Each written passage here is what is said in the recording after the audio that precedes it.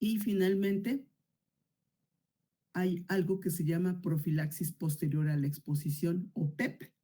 En este caso, pues ya una vez que entendí todo y revisé, pues sería algo parecido a la pastilla del día siguiente, más o menos guardando las distancias correspondientes, pero así yo lo estoy entendiendo.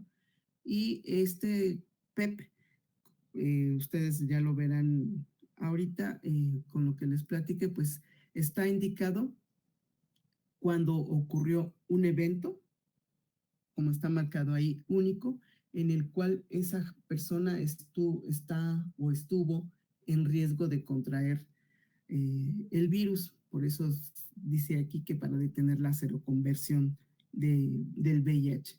Entonces, cuando ocurren este tipo de situaciones especiales, la ingesta del cóctel de antivirales, vean que tiene lo mismo que el Truvada y tiene un tercer antiviral. Esto fue lo que encontré, que se llama Tremisclar. Y creo que vale como 3,000 pesos el asunto, o un poco más. Este se tiene que dar en las 72 horas posteriores al evento. ¿Qué tipo de evento? Bueno, cuando ha habido una agresión, obvio, de tipo sexual, cuando la persona compartió o comparte jeringas o agujas para inyectarse drogas o lo que sea, o también durante aquella relación sexual en la que hubo un accidente y el condón se rompió. Entonces, estas serían las tres situaciones. Yo creo que la más grave es esta, eh, en las cuales hubo exposición o contacto con el virus. Y igual que en el PrEP, esto tampoco va a sustituir el uso de condón, tampoco va a evitar la transmisión de enfermedades sexuales, de otras enfermedades de transmisión sexual, ni embarazo. Y este PEP solamente hay que tomarlo durante un mes, una diaria. Entonces, por eso les decía que sería como la pastilla del día después. Pero bueno, no es del día después, sino se tiene que tomar durante 28 días. Entonces, en el entendido de que ni el PEP, sobre todo el PEP, no, bueno, perdón por la analogía, no se va o no se debería de usar para evitarse los problemas de una noche loca, ¿no? Si fuera el caso. Solamente en estas situaciones, pero esto yo creo que no debe de tomarse con la correspondiente responsabilidad de las personas que tienen ciertas actividades sexuales. Bueno, no son ciertas actividades, que derivado de su género o de su, como se le diga actualmente, estén expuestas al virus. Obviamente hay que tomar la responsabilidad y las consideraciones del caso. Eso fue lo que encontré, Pedro. No sé si tengan alguna duda o comentario.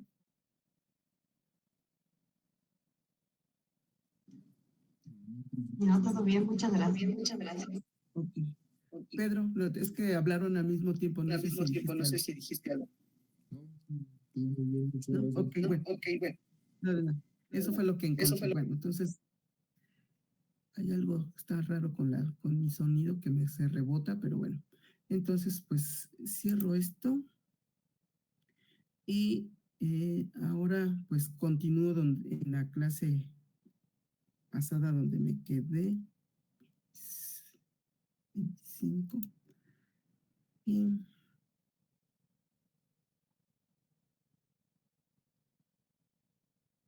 okay. A ver, según yo, si estoy equivocada, me corrigen, por favor. Me quedé aquí en la clase, pues, la semana pasada, terminando de ver lo correspondiente a la inmunidad contra bacterias intracelulares, los mecanismos de evasión con las que cuentan tanto las bacterias intracelulares como las extracelulares. Esto es lo que corresponde a lo que les acabo de mencionar. Y pues no sé si me quedé aquí o más adelante. Es hasta donde yo me acuerdo. Ahí, porque íbamos a iniciar los de hongos. Lo de hongos. Ok, gracias. Muy bien. Ok, entonces Bien, esto fue con lo que nos quedamos la clase pasada y entonces empezamos con la inmunidad contra hongos. Antes de que se me olvide, bueno, se los dije ayer a mi sección de laboratorio, les envié la calificación de su examen el miércoles por la tarde. Revisen por favor que la división esté bien hecha, de lo que dice ahí, calificación 2.35 sobre 50, por ejemplo, eso es igual a 7. Entonces, revisen por favor que esté bien hecha la división y guarden su calificación. Ya llevamos una tercera calificación y vamos a esperar la cuarta para ya hacer el promedio. Es simplemente antes de que se me olvide el anuncio parroquial. Bueno, regresando a la clase que se quedó a la mitad el pasado viernes, pues tenemos ahora la inmunidad contra de hongos. Recuerden que esta pregunta, sí les mandé esta presentación, porque no me acuerdo. Sí, sí, sí, enviaste esta. Ok, gracias. Bueno, Levantó Paulina la mano. por favor, Paulina, acuérdense, no levanten la mano porque no los veo. Háblenme, por favor. Adelante. No, perdón, era para contestarle que sí, pero me equivoqué al apretarle. Ah, no te preocupes, está bien. Sí, háblenme porque les decía, yo no veo la otra pantalla del Meet, solamente veo esta, entonces siempre que necesiten comentar algo de viva voz, no levanten la manita porque no los veo. Bueno, aclarado el punto, entonces eh, vamos a empezar a revisar lo que conocemos acerca de los hongos. Revisando varias bibliografías, algunos libros dicen un dato, otros dicen otro. Por eso les puse aquí que hay entre 1.5 y 5 millones diferentes de hongos.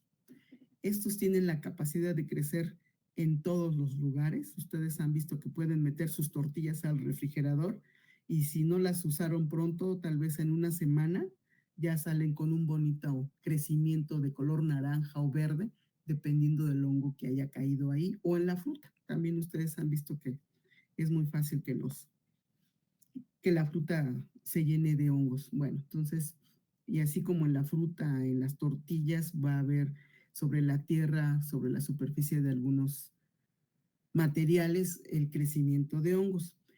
De todas este catálogo extenso de hongos, muchos son de vida libre. Igual la bibliografía no se pone de acuerdo, pero pues aquí dice que aproximadamente hay 100,000. Aquí en México se tienen como 1 millón de hongos diferentes y está ahí incluido el huitlacoche del maíz, por ejemplo, pero es simplemente un dato curioso.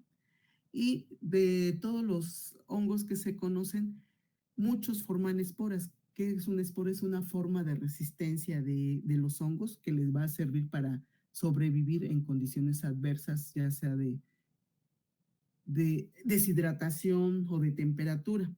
Y muchas de esas formas de protección que se llaman esporas son inhaladas por muchos de nosotros a lo largo de nuestra vida.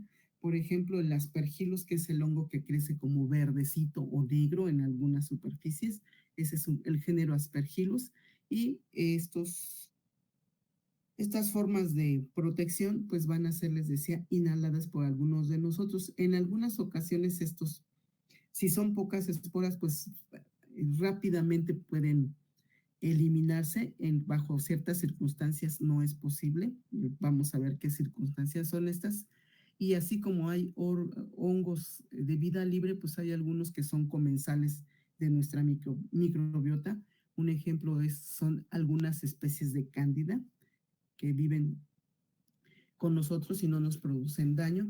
Y afortunadamente de todo el catálogo que les acabo de mencionar, solamente unos cuantos son capaces de producir enfermedad en los humanos, obviamente también en los animales, pero pues lo que está más estudiado es lo que afecta a la especie humana. Y algunos, o mejor dicho, de estos hongos, algunos van a estar sobre piel, otros en mucosa y otros pueden, les decía previamente, ser inhalados y llegar a aparato respiratorio. Entonces, esto va a pasar tanto en humano como en los animales. y pues ya les había comentado que al pulmón entran en forma de esporas. Todos o muchos de estos hongos que son capaces de producir enfermedad en los humanos se les denomina oportunistas. ¿Por qué ese nombre? Porque solamente bajo ciertas circunstancias que pueden ser de desnutrición, alcoholismo, inmunosupresión, personas con VIH, van a generar determinada afectación en el humano y por esa razón reciben el nombre de patógenos oportunistas. De manera natural no nos van a infectar, pero sí lo van a hacer estos microorganismos que están con este nombre bajo las circunstancias que les acabo de mencionar. Y pues estos hongos pueden, les decía, estar de manera superficial. Estos son los que producen la tiña o las micosis en uñas de manos y pies y son del género Dermatophytes.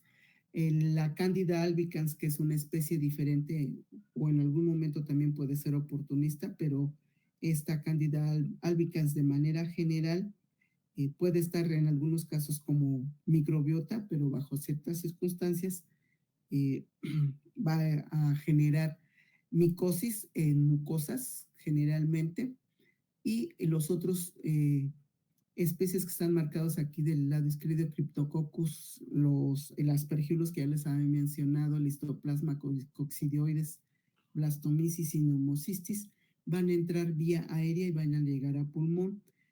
Tanto en pulmón como en mucosas, pues va a haber participación de TH17, de células citotóxicas, para generar la consecuente protección y eliminar. Cuando no se llegan a eliminar estas formaciones, aquí están las esporas, se van a dar lugar a la formación de granulomas y estos granulomas en un momento dado pueden mantenerse ahí o dependiendo de la situación del paciente se rompe la inmunidad y estos granulomas se abren y el paciente se reinfecta. Y también derivado de la presencia de estos microorganismos en pulmón se pueden generar problemas de hipersensibilidad, en este caso hipersensibilidad de tipo 3. Entonces esto va a favorecer que haya micosis en nosotros los humanos. A la fecha no se tienen modelos animales para estudiar las micosis, por esa razón se sabe poco y establecer una micosis de manera artificial es bastante complicado. Por esa razón les decía, no hay modelos animales. Por ejemplo, existen modelos animales para la mayoría de las infecciones provocadas por bacterias y por lo tanto es relativamente fácil estudiarlas. No pasa lo mismo con los hongos. Aquí es complicado establecer o tener un modelo animal para estudiar los hongos. Actualmente, me supongo que algunos de ustedes han conocido a alguien que tiene alguna micosis. Les decía, lo más frecuente son en uñas de pies y manos, este tipo de hongo, de micosis. En algunas ocasiones, la tiña capitis que se puede producir en cuero cabelludo o en antebrazos, sería lo más común. Pero aquí pues, sabemos, por ejemplo, que son muy importantes los ácidos grasos que tienen actividad antimicótica. ¿Se acuerdan del ácido undecílico? Espérenme un segundo.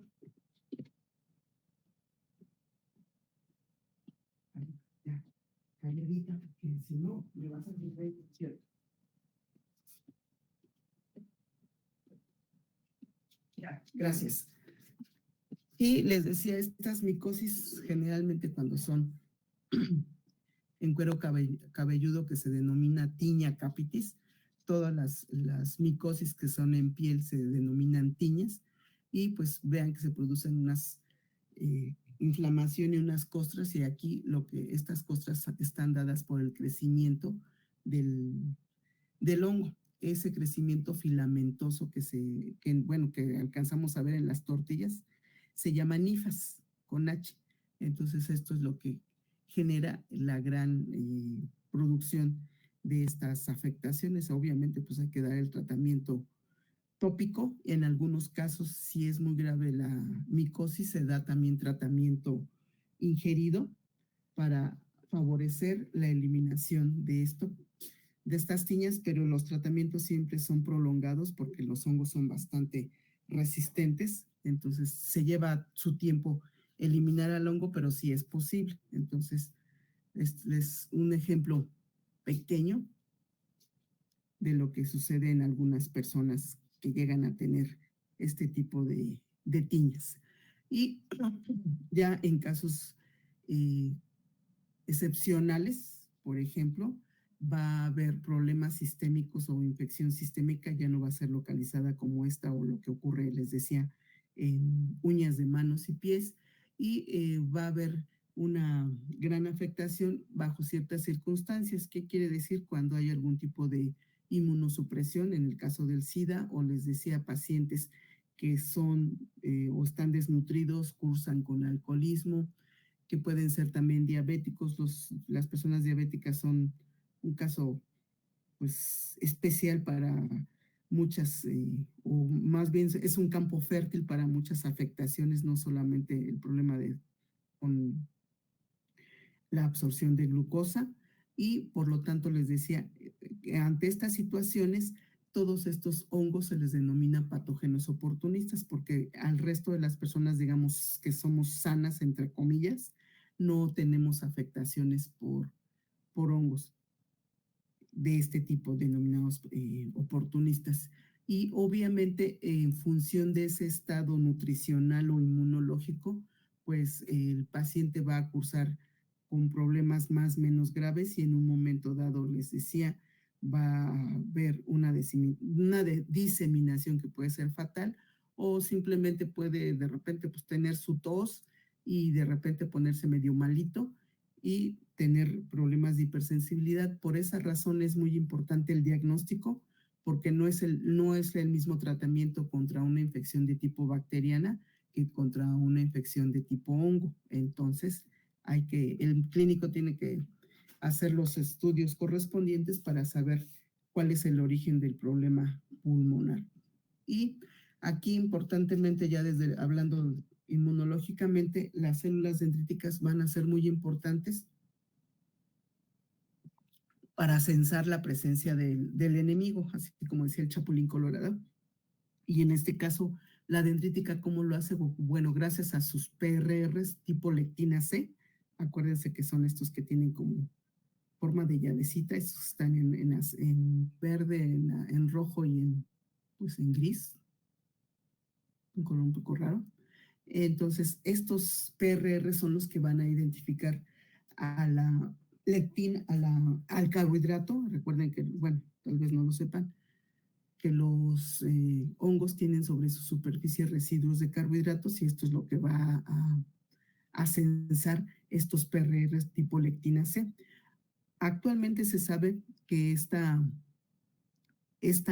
identificación hacia los carbohidratos del hongo se da por este PRR, y a su vez estos PRRs van a activar o tienen esta molécula de señalización. Recuerden que siempre se necesita la ayuda de otras moléculas, y en este caso la que se tiene identificada es una que se llama CARP9. Esta es la que va a ayudar a que haya una buena respuesta hacia estos hongos. Y pues obvio, si hay una deficiencia de esta molécula, pues eso explica el por qué algunas personas son más susceptibles a las infecciones con hongos, porque hay una deficiencia de esta molécula. Entonces es lo que a la fecha, digamos que es lo más reciente que se sabe. Y pues habíamos visto que los hongos pueden causar diferentes tipos de afectaciones. Aquí están unos pocos ejemplos, la que ya les he mencionado bastante, Candida albicans, que es muy frecuente que produzca infecciones vaginales. Puede también producir problemas de micosis en boca, o puede en casos graves, ya cuando el paciente está muy comprometido, provocar una diseminada. En este caso se habla de una sepsis por cándida, y esto puede llevar a la muerte del paciente.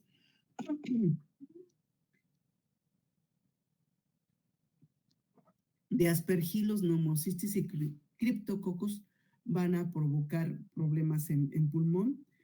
Cryptococcus inclusive puede llegar a producir meningitis. Entonces, vean que la variedad de enfermedades es amplia, desde una simple tiña, simple entre comillas, obviamente, hasta una sepsis o problemas pulmonares. Como está marcado aquí, a la fecha, pocos tratamientos para estas enfermedades y no hay vacunas para ninguna enfermedad de origen micótico. Por lo tanto, hay que ser cuidadosos en aquellos pacientes que están comprometidos para evitarles problemas por micosis. Les decía, en cualquiera de nosotros, pues si en algún momento de nuestra vida cursamos con micosis en uñas de los pies, que es lo más común, bueno, generalmente con la crema correspondiente o el talco medicado, con eso es suficiente para eliminarlo. Obviamente no se quita en una semana, tiene que llevarse un par de meses para que se llegue a la completa eliminación.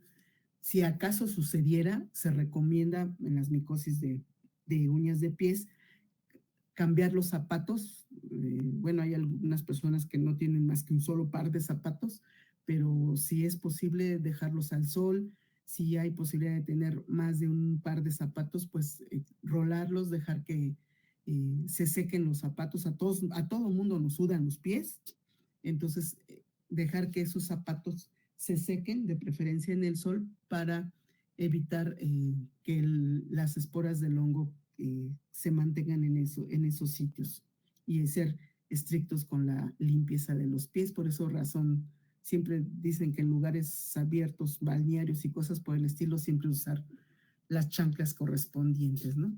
Y regresando a la lámina que está marcada aquí, es una muestra pequeña de lo que van a provocar los hongos que les acabo de mencionar. La Candida albicans, en algunos libros la van a encontrar como Monilia, era el nombre antiguo. También pueden encontrar candidiasis o moniliasis, es exactamente lo mismo, y es hongo, pero tiene forma de levadura, por eso aquí está marcado, porque al microscopio se ve como si fuera una levadura, pero en realidad es un hongo, y les decía, pues puede producir micosis superficiales o en mucosas. El Cryptococcus neoformans, que tiene una cápsula, esto es una tinción con tinta china, por eso está en esto, no está coloreada, bueno, está un poco coloreado lo azulito, pero aquí se tiene que hacer el diagnóstico usando tinta china, porque el hongo tiene una cápsula. Vean, el hongo es la bolita central y lo de alrededor es una capsulota que tiene. Entonces eso lo evita de ser fagocitado y eliminado. Entonces son las fotos que ustedes van a encontrar en la bibliografía de cómo se hace el diagnóstico con tinciones en tinta china. Entonces, también es una levadura, el Histoplasma capsulatum, y coccidioides y blastomices se comportan muy parecido, van a causar enfermedad pulmonar, y esta afectación es muy común en cuidadores de aves o en personas que hacen espeleología, los que se meten a grutas y cavernas. Sabemos que ahí habitan muchos murciélagos. En el excremento del murciélago existen esporas de histoplasma y de blastomices, entonces es frecuente la enfermedad en las personas que hacen este tipo de actividad. Y finalmente, Pneumocystis carini o Girovesi, que es el nombre actual, es el que provoca neumonía en personas con SIDA. Es muy característico, o es la característica clásica en pacientes con SIDA que tengan neumonía, por este tipo de hongo. Son ejemplos muy específicos, algunos cuantos, de las infecciones dadas o producidas por hongos. En el momento, pues ya podemos entender que la inmunidad innata pues va a ser importante para frenar esta infección. Va a ser desarrollada principalmente por neutrófilos y macrófagos. Los neutrófilos van a ser muy importantes porque también se sabe que cuando hay una baja o neutropenia de estos elementos celulares, se va a dar la presentación de la micosis por hongos oportunistas. Y en cuanto a la inmunidad adaptativa, pues tanto la celular como la humoral van a participar, Aquí los anticuerpos no tienen mucho que ayudar en contra de los hongos, van a ser más efectivas las células en contra de estos y principalmente las células TH17 son las que van a participar activamente. Entonces, esto es con lo que contamos en contra de los hongos. No hay mucha ayuda, pero en personas, digamos, sanas, generalmente es relativamente fácil, entre comillas, lo de relativamente, eliminar al hongo en cuestión. Ya en casos extremos, les vuelvo a repetir, en aquellos pacientes que están inmunosuprimidos por cualquiera de estas circunstancias, va a ser complicado eliminar la infección por hongos. ¿Y hay alguna duda al momento? ¿O pregunta? No, profesora. No. Ok, gracias. Bueno, entonces ahora, si termino pronto, revisamos su examen, ¿de acuerdo? Y con lo que respecta a la inmunidad contra virus, pues ya sabemos que todos los virus van a ser, o les gusta, mejor dicho, necesitan vivir al interior de las células porque necesitan utilizar toda la maquinaria biosintética para poder producir su DNA correspondiente. Cuando tienen DNA o cuando su información genética es RNA, tienen que hacer la copia correspondiente del DNA y una vez que esta copia correspondiente de DNA está hecha, pues ya se inserta en el genoma humano y de esta manera pues se dictan las instrucciones necesarias para sintetizar todos los componentes del virus, que se ensamble y salga de la célula. Entonces, por esta razón, estos virus son intracelulares obligados. Tal vez en algunos libros o en muchos libros van a encontrar que a los virus pues no se les considera entes vivos porque necesitan necesariamente la maquinaria biosintética del huésped para poderse replicar. Ahí hay una cuestión en cuanto a semántica y entendimiento de si los virus son entes vivos o no, pero finalmente aquí los tenemos presente y nos causan bastantes problemas. Dentro de esos problemas, pues sabemos que puede lesionar nuestras células una vez que el virus se replica. Muchos virus o la mayoría van a romper a las células y una vez que rompen a la célula huésped, pues salen miles y miles de virones o partículas virales nuevas. Obvio, una vez que rompen la célula, pues esta se muere y va a lesionar el tejido a esa célula y a las células vecinas porque va a estar en capacidad de infectarse a las células vecinas. Y pues los virus tienen una estructura aparentemente sencilla, pero con los suficientes elementos para que unirse a la célula huésped y de esa manera infectarla. Esto es un esquema muy sencillo de una partícula viral cualquiera que ustedes quieran pensar y pues tiene obviamente al interior de una cápside su información genética que puede ser DNA o RNA y descubriendo a esta cápside que recubre a la información genética una cubierta o una cubierta exterior que se denomina cubierta o envoltura, la pueden encontrar así, va a estar constituida de fosfolípidos y sobre esta superficie de fosfolípidos, sobre esta membrana, van a haber pues chipotes o residuos de proteína que se les llaman espículas. Estas espículas, ya les he dicho, son proteínas, específicamente glicoproteínas, tienen la función de reconocer a la célula huésped. Hay reconocimiento y por esa razón a las células virales les gusta un cierto tipo de célula huésped. No le gusta cualquiera, le gusta una en especial porque hay reconocimiento entre estas glicoproteínas y las que tiene la célula huésped. Por ejemplo, lo que han escuchado últimamente que el SARS-CoV-2 le gusta el receptor de la enzima convertidora de angiotensina. Entonces, esto es dado por estas espículas que tiene sobre su superficie. Asimismo, también estas espículas en un momento pueden tener actividad enzimática, por ejemplo, tienen actividad de neuraminidasa y hemaglutinina. La neuraminidasa va a tener efecto sobre esta molécula correspondiente y la hemaglutinina lo que va a hacer es que va a unir, va a aglutinar eritrocitos. A esto se debe. Y, por ejemplo, el virus de la gripa va a tener, y también de influenza, tienen estas dos proteínas sobre su superficie y gracias a estas proteínas se les puede clasificar. No sé si han escuchado influenza H1N1, a esto se refiere el hemaglutinina 1, neuraminidasa 1, y es una manera de identificar a los virus. Y entonces aquí hay otros ejemplos de virus que tienen ya especificidad hacia ciertas células de los humanos. Por ejemplo, el virus Epstein-Barr le gusta pegarse a las células B gracias al receptor al receptor tipo 2 de complemento.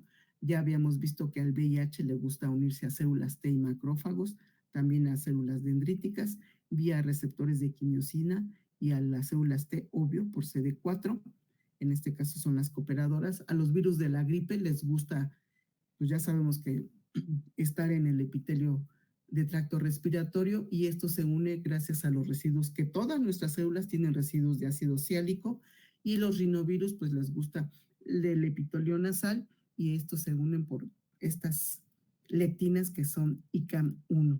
Entonces, pues los virus pues no son tanto que estén desperdigados nada más al azar, han evolucionado, como les decía, a lo largo del tiempo junto con nosotros y han desarrollado este tipo de adaptaciones para infectarnos. Entonces, eso de que no son entes vivos, pues está en tela de juicio. Ya en microbiología les platicarán. Bueno, ya será la opinión del maestro que les dé la clase. Y de manera general, la evolución normal de una infección viral sería esta. En lo que está de color azul muy claro sería la curva de producción de virus al inicio de la infección. Conforme la infección va avanzando, la cantidad o el título de virus va aumentando y va después disminuyendo, digamos, una evolución normal. Esta evolución normal se va a dar lugar gracias a la participación, cuando se trata de inmunidad innata, decía aquí, ya les había comentado previamente, pues que quien hace mucho del trabajo son los linfocitos o las células NK, que van a eliminar aquellas células infectadas por virus, porque sabemos que pierden su MHC de clase 1, y al mismo tiempo las células infectadas van a ser capaces de generar interferones tipo alfa y tipo beta. Entonces, gracias a la participación de estas moléculas y de estas células, se empieza a contrarrestar la infección viral. Obviamente, estas dos entidades, células y moléculas, no van a estar permanentemente, van a alcanzar un pico como por ahí del segundo y cuarto día, respectivamente, y después empiezan a decaer, pero pues al tiempo que empiezan a decaer, empiezan a hacer aparición ya las células de tipo citotóxico, que ya van a ser más específicas hacia el virus en cuestión, y finalmente van a aparecer los anticuerpos, pero estos anticuerpos, recuerden, no pueden penetrar al interior de nuestras células, por lo tanto tienen que literal cachar al virus cuando sale de las células. De otra manera no pueden hacer el trabajo, por lo tanto va a ser en estas cuestiones muy importante la participación de las células T citotóxicas una vez que ya se echó a andar la inmunidad de tipo adquirida o específica o adaptativa. Y aquí está lo que con otros dibujitos, lo que les acabo de manifestar, pues que en el caso de moléculas, en la inmunidad innata van a participar interferones alfa y beta, que van a favorecer que las células vecinas estén protegidas del ataque de los virus que acaban de lisar la célula original. Y una vez que se instala ya la inmunidad adaptativa, la actividad corre por cuenta de los anticuerpos, les decía, siempre y cuando los virus estén fuera de las células. En este caso se van a unir y va a ocurrir la neutralización correspondiente. En el caso de la actividad que corre por cuenta de las células, pues les había comentado, las CNK son las que hacen el trabajo, van a eliminar a estas células infectadas vía apoptosis. Recuerden que eh, las células NK van a tener las herramientas necesarias para inducir la apoptosis en las células infectadas, y una vez que se instala la inmunidad de tipo adquirida, pues quienes participan activamente van a ser las células citotóxicas, que ya van a ser, en este caso, específicas hacia ese virus en cuestión. Entonces, por lo tanto, la infección viral más o menos en 2 semanas se anda eliminando. Y ya a manera de resumen, pues lo que les había comentado, en la inmunidad innata, los interferones y la CNK. La CNK, recuerden ustedes que va a sintetizar interferón gamma, que es el inmune, es diferente al interferón alfa y beta, y este interferón gamma es el que nos va a activar macrófagos para tener mayor número de células participantes y que puedan eh, funcionar en contra de los virus en cuestión. Y en el caso de lo que se tiene contra la inmunidad adaptativa, pues les decía, las citotóxicas y la producción de los anticuerpos, siempre y cuando los virus sean encontrados fuera de las células. Dentro de las células, los anticuerpos no pueden ingresar. Y así como las bacterias y los hongos tienen sus mecanismos para evitar la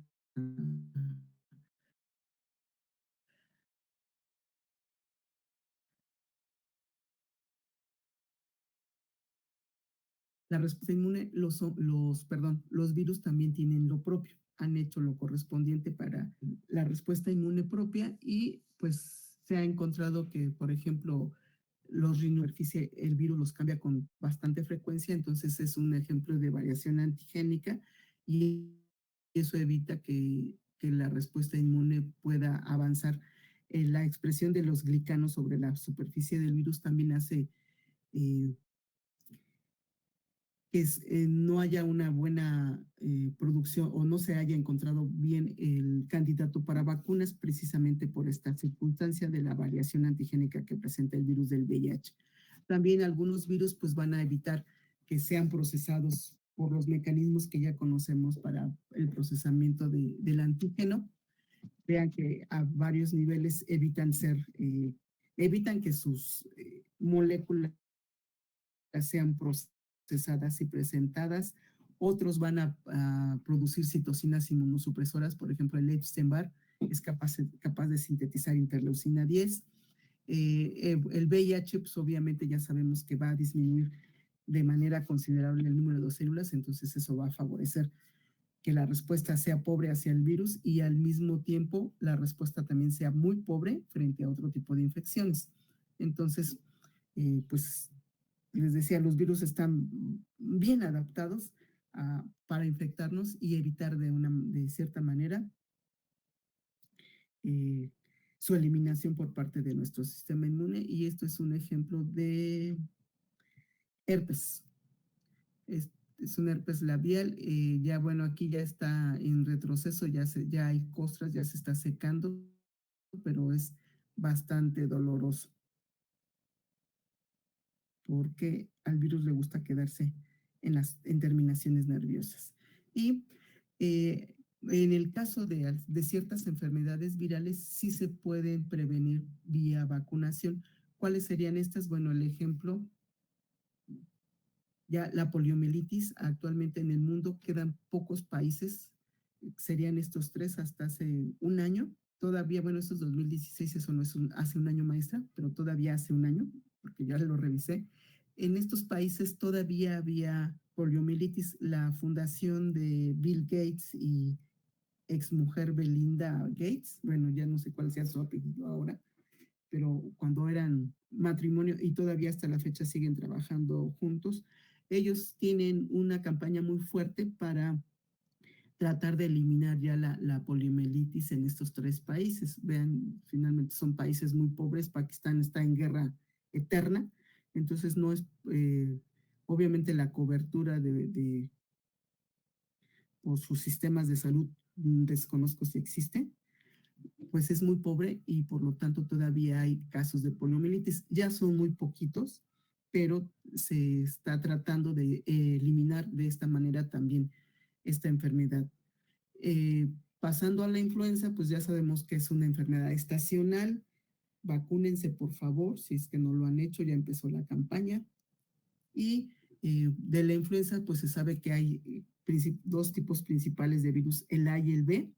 El A es el que puede infectar tanto humanos como animales y pues esta es la vacuna producida por Sanofi, es la más difundida y es la que nos va a proteger de la influenza.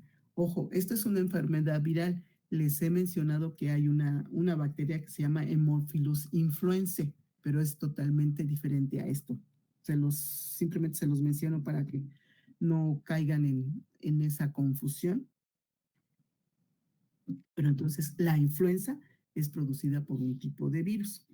Y hace algunos años, ustedes eran muy peques, porque fue en el 2009, ocurrió en China pues, pues no sé si considerarlo epidemia, bueno, aquí lo consideraron pandemia, de influenza. No sé si han visto la película de Matt Damon, que ya ni me acuerdo cómo se llama, donde la esposa fue a China, hace una escala en Canadá o no sé en dónde para ver al novio, pero ella ya venía enferma y se muere y es un contagiadero. No me acuerdo cómo se llama no me acuerdo si es contagio. Sí, es contagio. Sí, es contagio, gracias. Sí, hace poco la pasaron en la tele, gracias. Entonces, sí, ahí lo que ocurrió fue, la película obviamente fue hecha después de lo que ocurrió en China y lo que pasó es lo que relatan ya al final de la película de cómo surgió el contagio. Bueno, derivado de la actividad humana, cada vez estamos robándole hábitat a los animales que normalmente no están en contacto con nosotros, pero igual también tienen derecho a enfermarse, tienen infecciones, digamos, propias de la especie. Bueno, entonces ahí en la película sale que un murciélago come una fruta, el murciélago estaba enfermo y esa fruta cae sobre una porqueriza donde había cerdos. Este cerdo se come lo que dejó caer el murciélago y de esa manera se infecta. Pero entonces de esa manera se adquiere el virus, el cerdo después es sacrificado, el carnicero, el chef no se lava las manos correctamente, se las da creo que era Gwyneth Paltrow la protagonista, y de ahí se desencadena la infección, pero ya desde el punto de vista serio, ¿qué es lo que pasa? Bueno, los humanos tenemos o podemos tener gripe humana dada por este tipo de virus que tiene la hemaglutinina 3 y la neuraminidasa tipo 2. Los pollos y los cerdos también les da gripita, obviamente con el virus correspondiente, el específico de cerdo y el específico de aves. Aquí están ejemplificados con su DNA de diferente color y eh, se dio esta variedad de gripe euroasiática, así se llama, que fue una combinación entre el virus de cerdo y el virus de las aves. Una vez que se pusieron en contacto los virus de estas 3 especies, se hizo literal, perdónenme la expresión, un virus campechano que tiene información de las 3 especies. Este virus pasó ya al cerdo y el cerdo se lo pasó al humano y ya generó o terminó en esta especie que se le llama gripe tipo A o influenza tipo A y es la denominada H1N1. Seguramente hace un año bueno, yo creo que no, porque ustedes eran muy chiquitos. Fue en el 2009. Y entonces esto fue lo que favoreció la pandemia en ese entonces en China principalmente. Si revisan ustedes las noticias viejas, van a ver que sacrificaron no sé cuántos millones de aves en ese momento para cortar la transmisión de la enfermedad. Las actividades gastronómicas de los chinos pues son muy amplias y comen pues todo lo que se les presenta, pero pues también su ingesta es muy alta de carne de cerdo y de aves y de otras especies exóticas, pero principalmente consumen cerdo y aves. Entonces, por esa razón hubo un sacrificio masivo de aves y de cerdos en ese momento. Entonces, derivado de toda esta mezcla y de encuentro entre los virus de estas tres especies, se da la transmisión o el brinco hacia el humano, porque hubo un paso intermedio gracias a, les decía, a la actividad humana y eso ha provocado que cada vez estemos a expensas de virus que normalmente hasta hace unos años no teníamos nosotros contacto, pero derivado, les decía, de la actividad humana, cada vez invadimos más el hábitat de los animales. Entonces, esto es un ejemplo de variación antigénica dada por la eh, unión o mezcla entre los genes de los virus que normalmente hasta hace unos años tradicionalmente infectaban solamente una especie animal. Esto ha permitido, les decía, el brinco de los animales al humano derivado de todas esas circunstancias. Entonces, esta es la explicación, digamos, seria de lo que pasa en la película esta de Contagio, que al final se ve quién fue el paciente cero, que fue el chef, que se lo pasa a la güera y luego ya de ahí se hizo el regadero por todo el mundo. Entonces, es importante. Otras enfermedades prevenibles por vacunación son las hepatitis. Actualmente hay estos 5 tipos de hepatitis. Contra la que no se tiene vacuna es contra la hepatitis C.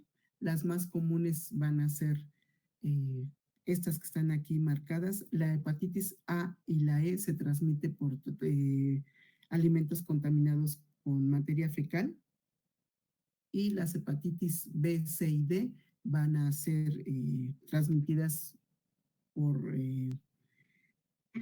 sangre contaminada por el uso de jeringas y agujas, el no usar las medidas de protección durante una relación sexual cuando la persona está infectada o a lo mejor no sabe que está infectada, puede ser también transmitida de madres a hijos por vía seno materno o cuando se comparten productos de higiene personal.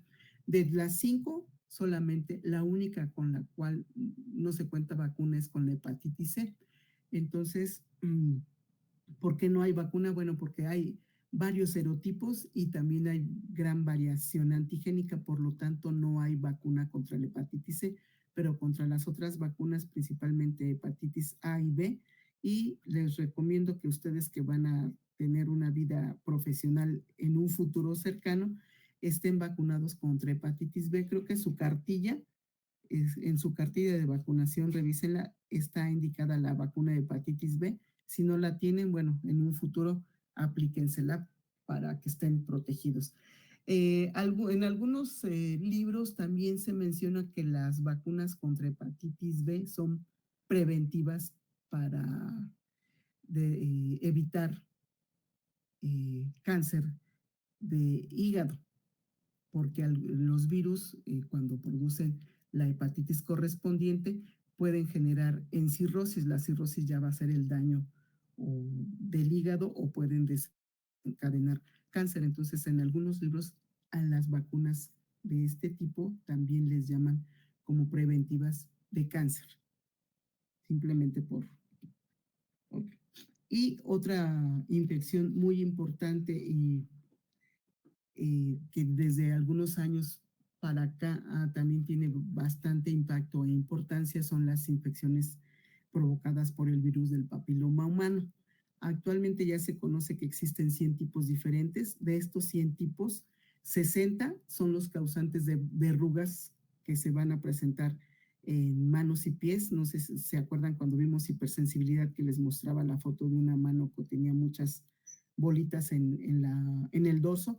Esas son verrugas producidas por virus de papiloma. Las otras 40 especies restantes, o mejor dicho, serotipos diferentes que restan, son las causantes de provocar las infecciones en áreas genitales, tanto en mucosa como en piel de la zona correspondiente, y ya se tienen bien identificados qué serotipos son los causantes. Son estos 4 serotipos 6 y 11, 16 y 18, y por ejemplo, los 2 primeros son los causantes de provocar verrugas genitales y papilomas laringeos.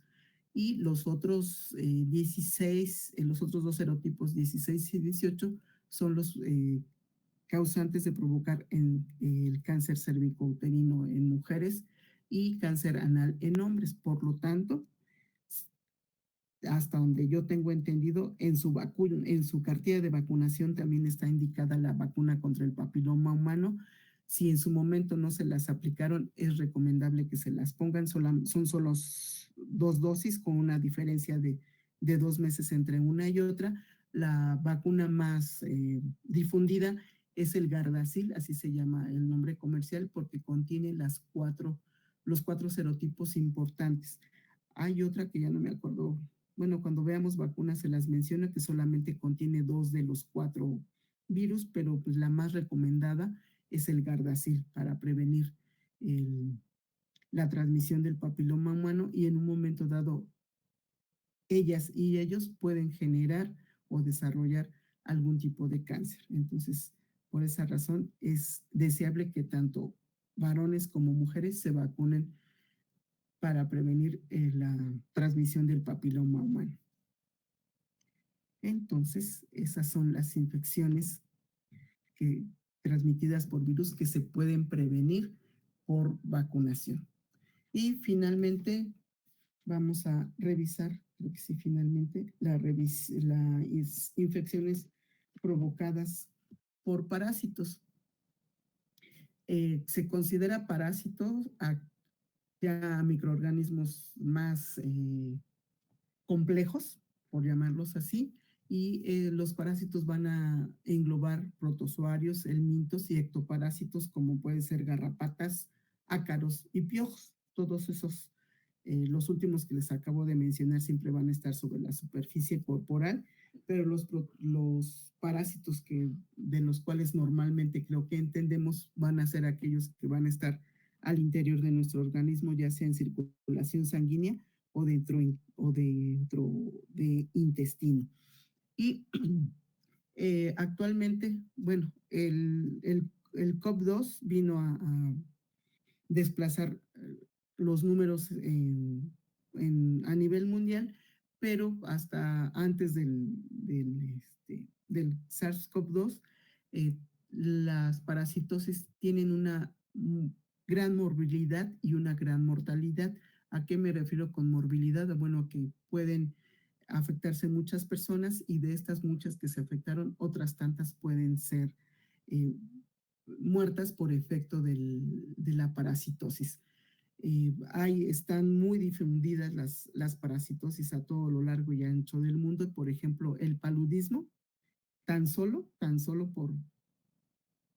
por cuestiones de ironía, o mejor dicho, con la ironía correspondiente, está afectando hasta hace un par de años a 250 millones de personas alrededor del mundo. Entonces, no son tan inofensivas las parasitosis.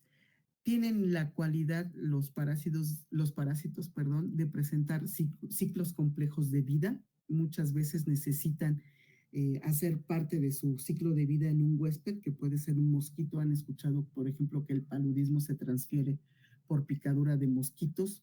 Hay algunas moscas que también participan como intermediarios en algunas enfermedades. Por ejemplo, la mosca tsetse, para transmitir la enfermedad del sueño, o a veces comiendo carne infectada de algún tipo de animal, también se adquiere cierto tipo de parasitosis. Entonces, esto va a provocar que adquiramos tal entidad, pero los parásitos están tan bien adaptados, yo creo que es el mejor ejemplo de adaptación, porque son tan hábiles de que van a permanecer en el huésped, pero en un momento dado no lo van a matar en primera instancia, a menos que la infección sea muy extensa, sí pueden matarse al individuo, pero de manera general simplemente lo debilitan y tienen la capacidad de mantener vivo a su huésped para ellos seguir viviendo, porque en el entendido de que si el huésped se muere, pues ellos también se van a ir junto con su huésped. Entonces, les decía, están muy, muy bien adaptados. Ay, creo que la puse doble. Sí, está doble. Bueno, y esta relación de huésped-parásito, pues les decía, va a ser de manera muy particular, con la intención, les decía, de que el parásito no va a matar a su huésped, porque si no se va con él. Y en este caso, pues el parásito va a depender enteramente de su huésped. Y como les había comentado previamente, tenemos los endoparásitos que van a vivir al interior, que pueden ser varios sitios anatómicos, como puede ser, les decía, circulación sanguínea, en el caso de los tripanosomas, y pueden vivir también en pulmón, en hígado, en el caso de la fasciola hepática, en vejiga, etcétera. Entonces, en intestino principalmente, lo que ustedes conocen más comúnmente como las lombrices, los oxiuros y los ectoparásitos, que van a estar, en este caso, inmersos o pertenecientes a este grupo, pues garrapatas, ácaros, piojos, son los que se consideran ectoparásitos, que es, cuando son ectoparásitos, también es relativamente fácil eliminarlos con las cremas o pomadas correspondientes, o, o el retiro manual. En algunos casos, pues generalmente los niños cursan muy frecuentemente con piojos, porque es muy fácil que los piojos se transmitan de una cabecita a otra, porque los niños siempre juegan muy juntos, entonces es fácil que de una cabecita a otra el piojo te pase. Y pues ya saben que la manera más efectiva, aparte de los shampoos medicados, pues es el retiro manual del adulto y de los huevecillos que sabemos que se llaman liendres, simplemente por comentarles algo al respecto. Y dentro de los parásitos endoparásitos, pues tenemos varios tipos. Los más sencillos desde el punto de vista microscópico, bueno, o los que son microscópicos, son los protozoarios. Todos estos van a ser eucariotes, o sea, son parientes cercanos de nosotros. Nosotros también somos eucariotes. Y va a haber, simplemente por conocimiento, va a haber 4 grupos, que pueden ser las amibas, que pueden ser ciliados, pueden ser flagelados, o pueden ser esporosos, perdón por la pronunciación, esporozoarios. Y aquí están los ejemplos: las amibas, los que tienen cilios, que es el Balantidium coli, que produce diarreas, el Cryptosporidium, perdón, también es pariente de estos. La giardia también produce problemas intestinales, que tiene flagelos. Los triponosomas tienen también estas membranas y tienen flagelos. Y las tricomonas, que producen infecciones vaginales, también es un tipo de protozoario y también tiene flagelos. Entonces, vean que hay un gran surtido en cuanto a protozoarios, y estos van a generar diferentes afectaciones dependiendo del sitio anatómico al que les gusta, en el que les gusta vivir. Dentro de estos protozoarios, pues pueden penetrar ya sea por picadura de insectos, pueden entrar también por ingerir comida o agua contaminada, y esto va a generar, pues, que lleguen al sitio anatómico en cuestión, los macrófagos hagan su trabajo en un primer inicio para eliminarlos, pero pues la respuesta inmune no va a ser muy correcta o no va a ser muy eficiente, derivado, les decía, de la adaptación que presentan los virus. Hay algunos, perdón, los virus, los parásitos. Hay algunos parásitos que les va a gustar vivir en músculo, por ejemplo, ay, no se me olvidó. Algunos gusanos les gusta vivir en músculo, Trichinella spiralis, ya me acordé, que se adquiere por comer carne contaminada de cerdo. Una vez que las larvas salen del músculo contaminado, llegan al músculo propio y ahí se quedan. Otras les gusta vivir en sangre, les decía. Entonces, todas estas especies de parásitos van a provocar eh, el daño correspondiente y tienen mecanismos, al igual que las bacterias, que los hongos y que los virus, también tienen mecanismos para escapar del efecto de la respuesta inmune y pueden tener mecanismos de variación antigénica, de inmunosupresión o inclusive de generar moléculas que se parecen a los anticuerpos. Entonces, de esta manera, esto va a generar problemas en algún momento dado derivado de la parasitosis, problemas de autoinmunidad o también se puede lesionar en tejido. Entonces, la relación que existe entre los parásitos y los humanos, pues es compleja y dependiendo del tipo de parásito, del sitio anatómico donde le gusta vivir, es donde nos va a generar más o menos problemas.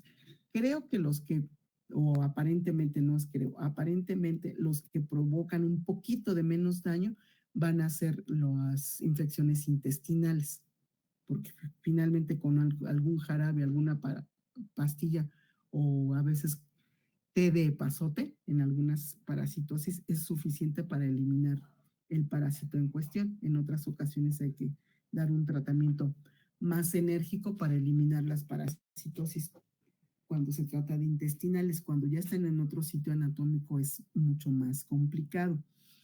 Y en el caso ya de parásitos más grandes, ya específicamente gusanos, los que les acabo de mencionar eran microscópicos, pero estos ya los gusanos ya van a ser macroscópicos, van a ser de varios tipos o están clasificados como nemátodos, que van a ser gusanos con extremos puntiagudos, los céstodos, que van a ser aplanados, que es aquí entra la famosa solitaria o Taenia solium, y los tremátodos, que son gusanos que tienen formas variables y la mayoría son hermafroditas, por lo tanto, pues solamente necesitamos uno que llegue para que se haga la fiesta en grande al ser hermafroditas. Entonces, de todos estos, simplemente, no es clase de parasitología, pero no está por demás que se familiaricen con los nombres.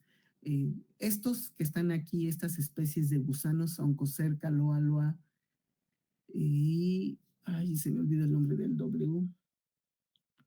Bueno, ahorita me acuerdo, todas estas especies afortunadamente no existen en el país. ¿Cuál es el realidad? Si tú te acuerdas. Buquereria. Eso,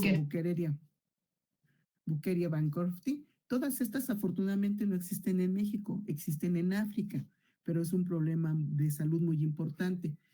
Fasciola y esquistosomas, fasciola sí existe aquí en el país, eso es lo que, fasciola hepática por el nombre le gusta vivir en hígado, entonces se adquiere por comer hígado contaminado. A mí por eso no me gusta el hígado, aparte del sabor, se me hace muy apetecible, pero en hígado de res es muy común encontrar afectaciones por fasciola hepática. Ahorita les vamos. Creo que tengo una foto de este tipo de gusanos, pues ya les decía, los Echinococcus y las tenias, sí las tenemos aquí en el país, y de los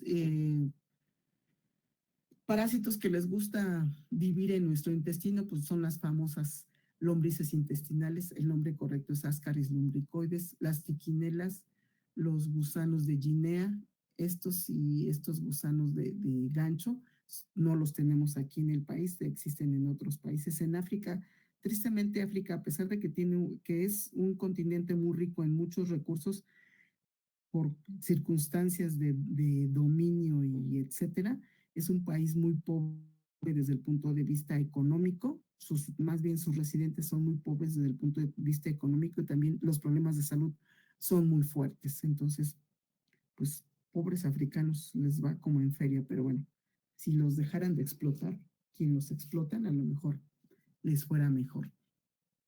Y pues vean que la cantidad de órganos afectados por este tipo de gusanos pues es amplia y pues hace necesario eliminarlos. Aquí están, sí tengo las fotos de los diferentes gusanos. Este es la foto de las lumbricoides. Esta es la foto de la tenia o de la solitaria. Es un gusano plano y cada de estos pedacitos que están aquí se llaman proglótides y cada proglótide es capaz de generar, ya no me acuerdo qué cantidad de huevecillos.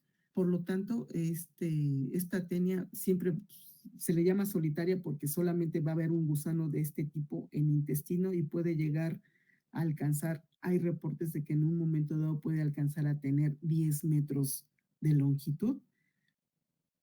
Imagínense ese gusanote en su pancita y espero que no lo hagan. Por ahí hay algunos reportes de que dicen que algunas mujeres, bueno, las mujeres siempre por presión social estamos sometidas a que tenemos que tener cierta fisonomía. Entonces, algunas mujeres para evitar subir de peso se toman proglótides de tenia. María Callas, seguramente ustedes no la han escuchado, era una soprano griega, una cantante de ópera que tenía problemas de sobrepeso, pero pues yo creo que todas las mujeres sopranos necesitan ese físico para poder dar los tonos de voz. No sé si han escuchado a las sopranos. Actualmente todas esas tienen una caja torácica muy grande para poder alcanzar igual los tonos de voz, lo mismo que pasa con los tenores. Bueno, creo que el que todavía anda vivo por aquí es Plácido Domingo y de los otros, los 4 famosos, y el español creo que todavía vive, pero Pavarotti, por ejemplo, si han visto fotos de Pavarotti, pues tiene una caja torácica muy grande. No puede, una persona con una caja torácica pequeñita no puede alcanzar los tonos de voz que estos señores pueden alcanzar. Lo mismo con las mujeres, pero pues regresando, las mujeres siempre tenemos la presión social. Ya si somos inteligentes, nos debería de valer esa situación o no tener o no ser tan susceptibles a esa presión, pero bueno, algunas mujeres sí necesitan la aceptación de ser delgadas y si hay problemas para controlar el peso, algunas han tomado o han ingerido estas proglótides de tenia para bajar de peso. Dato curioso simplemente.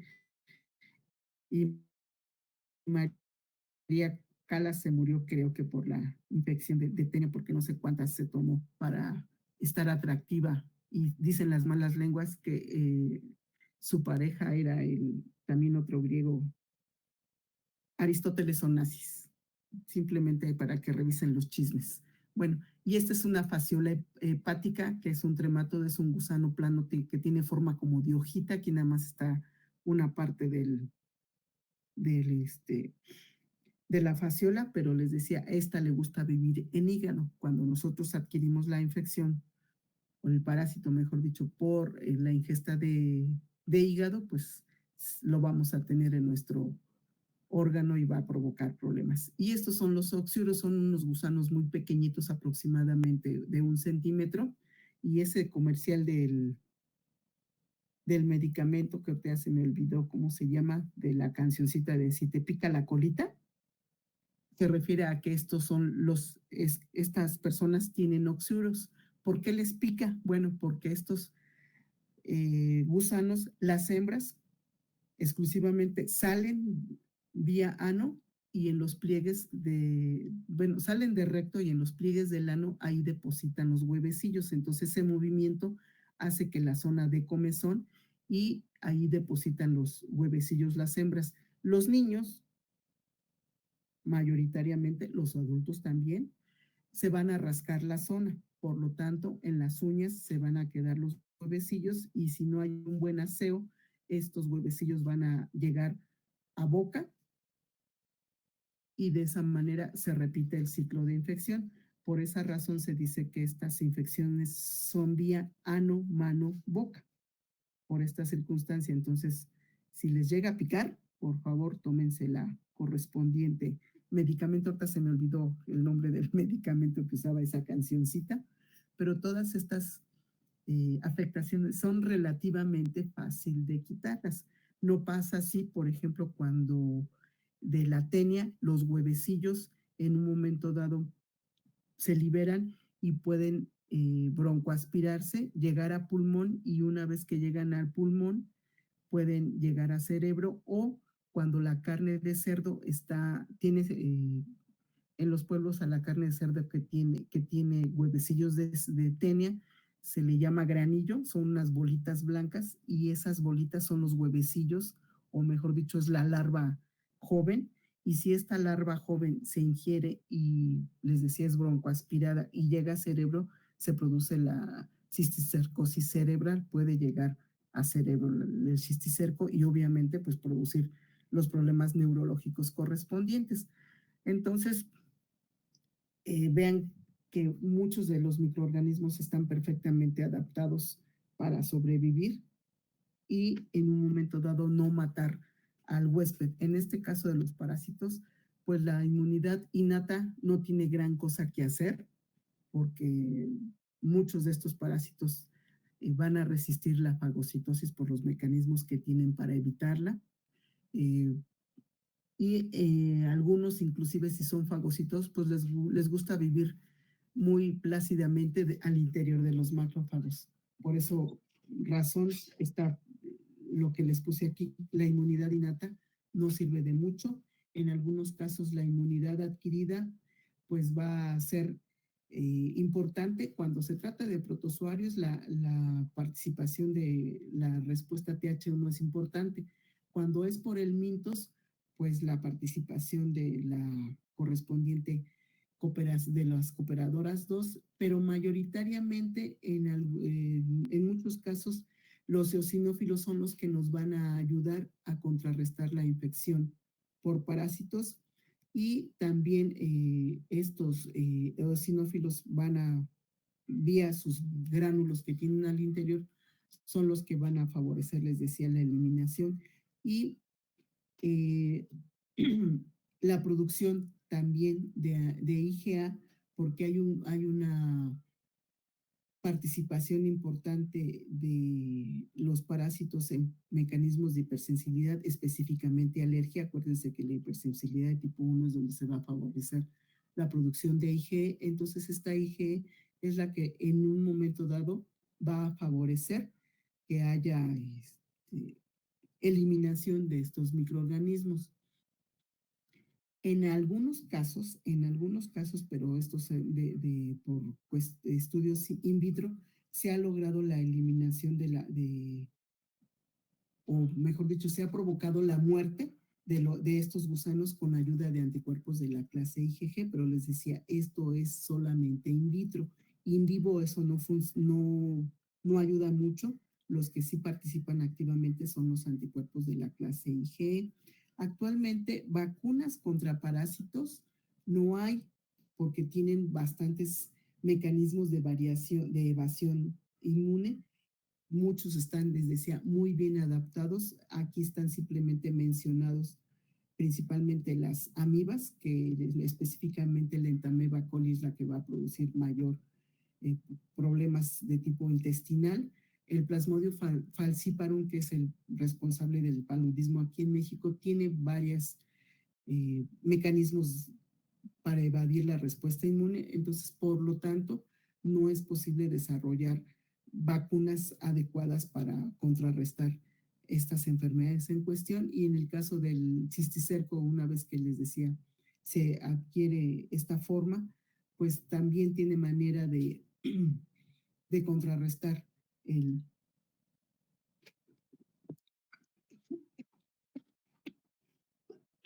perdón, o los pocos mecanismos de inmunidad con los que contamos. Entonces, esta entidad es capaz de evitar la respuesta inmune. Por lo tanto, decía, no hay vacunas para muchas de estas enfermedades. El tratamiento sí existe para algunas de estas enfermedades, pero generalmente son tratamientos bastante agresivos que también le causan daño al huésped, entonces hay que ser muy cuidadosos con el tratamiento. Algunas entidades pueden quitarse manualmente cuando se trata de ectoparásitos, o hay algunos gusanos, que ahorita se me olvidó el nombre, que se ve que se adquieren cuando estamos en contacto con aguas contaminadas y el gusano penetra y hace un caminito en la piel y se nota el camino que hace este gusano. En esos casos sí es posible retirarlo manualmente, pero el proceso se lleva varios días porque se hace un pequeño corte en la piel y el gusano se enreda en un palillo de dientes o en algún objeto pequeño y todos los días digamos que se le da cuerda para ir jalando al gusano en cuestión. No se puede jalar de una sola emisión porque es un gusano muy largo y es doloroso retirarlo, pero todos los días se le da una vuelta a ese palillo para que el gusano se vaya enredando ahí. Bueno, en cuanto les decía, las vacunas, no hay hasta el momento vacunas efectivas en cuanto a o dirigidas hacia ciertos parásitos, porque los parásitos también son eh, eucariotes, entonces el problema es de que muchas de sus moléculas son iguales o parecidas a las propias, por esa razón no se pueden hacer las vacunas, pero afortunadamente ya con estudios ya de bioinformática se ha hecho posible seleccionar candidatos para vacunas. ¿Cuáles van a ser estos candidatos? Aquellas moléculas que no las tengamos nosotros de manera normal.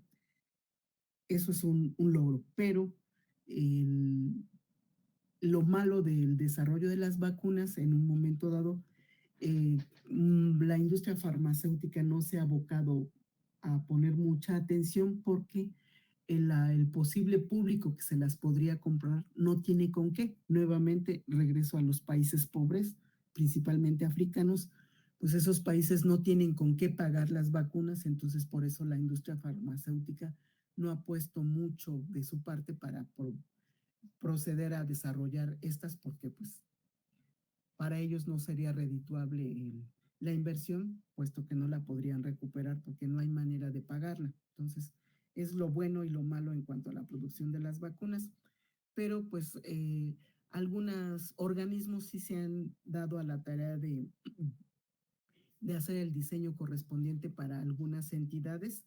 Las primeras que se empezaron a desarrollar son en contra de la malaria o el paludismo, tanto en Colombia, el investigador Patarroyo, y en Estados Unidos desarrollaron vacunas. La vacuna que desarrolló Patarroyo en su momento tuvo varias detractores porque decían que había sido desarrollado con dinero del narco. Fue cuando estaban muy fuertes, ya se me olvidó el nombre del narco famoso colombiano, que dicen las malas lenguas que le dio el dinero a este investigador para fundar el instituto y desarrollar la vacuna. Independientemente del origen del dinero, pues el señor, este Patarroyo, se abocó al desarrollo de la vacuna, pero pues no tiene una buena eficacia, solamente la protección que confiere es cuando mucho al 50%. En Estados Unidos están desarrollando esta vacuna, se desarrolló casi al mismo tiempo y estaba en fase 3. Les ha tomado un poco más de tiempo y estaba en fase 3, pero también la protección que brinda no es muy intensa. En España, en Europa hay una entidad que se llama leishmaniosis, tanto visceral como cutánea. Bueno, visceral, aquí en México tenemos la variedad cutánea y se está desarrollando tanto en España como aquí en Mérida, Yucatán, en el instituto que se llama Hideo Noguchi, que depende de la Universidad de Yucatán, una vacuna con este antígeno para proteger de la úlcera de los chicleros. Creo que está en fase 2 el desarrollo de esta vacuna para la enfermedad de Chagas, que también está presente en la región de la península. También se está desarrollando la correspondiente vacuna en colaboración con esta universidad para desarrollar la vacuna. Creo que está en fase 2 el desarrollo de esta vacuna. En Brasil y en Australia están desarrollando estas vacunas en contra de esquistosomas y de tenia. Estas aparentemente tienen un poco mayor de éxito y hasta el momento se han probado en cerdos para protegerlos de la cisticercosis y de esta manera evitar su transmisión al humano. Y también una vez que ya esté aprobada esta vacuna, llevarla a África para su uso, sobre todo en, en este país. Me supongo que debe de haber colaboración entre los gobiernos. Pero entonces vean que hay pocas vacunas y de las pocas que hay han sido desarrolladas por organismos, universidades o institutos de investigación. La industria farmacéutica no ha puesto mucho empeño por lo que les acabo de decir, pero para algunas entidades sí se están desarrollando vacunas. Ha dado mucho trabajo, pero algunas ya están en vías de, y pues esperemos que tengan resultados. Y tenía yo pendiente lo de los priones. ¿Hay alguna duda hasta ahorita? ¿O al momento? Y ya son 8:43. Bueno, esto de los priones, que no me acuerdo quién de los jóvenes también me había preguntado, no me acuerdo quién fue, pero van a ser, de manera general, lo que yo les había dicho, son proteínas que actualmente se les considera aberrantes, o en algunas bibliografías dicen que son proteínas zombies, porque una vez que entran en contacto con proteínas normales las transforman, y esto va a favorecer, ya se tiene identificada qué proteína es esta. El Scrapie es una enfermedad que les da a las ovejas, pero ya ahí se hicieron los estudios y esta proteína es común también para el Scrapie, para la enfermedad de las vacas locas y para la enfermedad que se da en humanos, que es la de Jacob-Krusell, que se obtiene por ingerir carne contaminada o en algunos casos por cirugías cuando el material no ha sido perfectamente desinfectado y esterilizado. Entonces, esto es lo que pasa con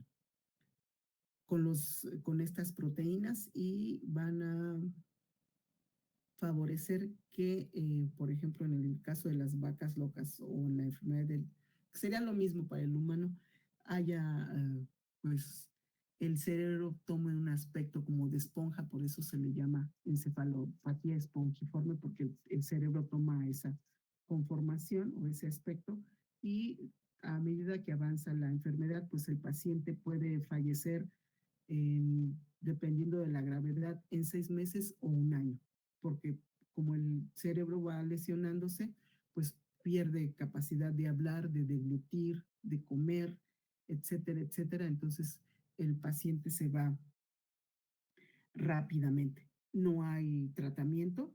Una vez que el paciente adquiere la enfermedad, pues simplemente se le da tratamiento sintomático, pero no hay cura. Entonces, y les había mencionado que sí, el kuru es una actividad de canibalismo en el que se come el cerebro del difunto como una práctica religiosa, pero eso ha favorecido que esta enfermedad se mantenga en ciertas zonas en Oceanía. Creo que específicamente en las poblaciones de Nueva Guinea se tiene esa práctica. Aparentemente parece que ya están dejando de lado sus prácticas religiosas, pero en algunas partes todavía se sigue llevando a cabo esa práctica. Esto es lo que les tenía que... no, esto ya fue, perdón, esto ya fue acerca de los priones. ¿Hay algo más que me quieran preguntar o comentar? Pensé que iba a terminar antes, pero bueno, el examen lo vemos la siguiente clase, jóvenes. Antes de empezar la clase vemos el examen. De cualquier manera ya saben su calificación y no sé si tengan alguna duda o pregunta a lo que les acabo de platicar. Y si no es así, pues entonces los veo el próximo martes y sus marcas listos fuera. Adiós, buen día.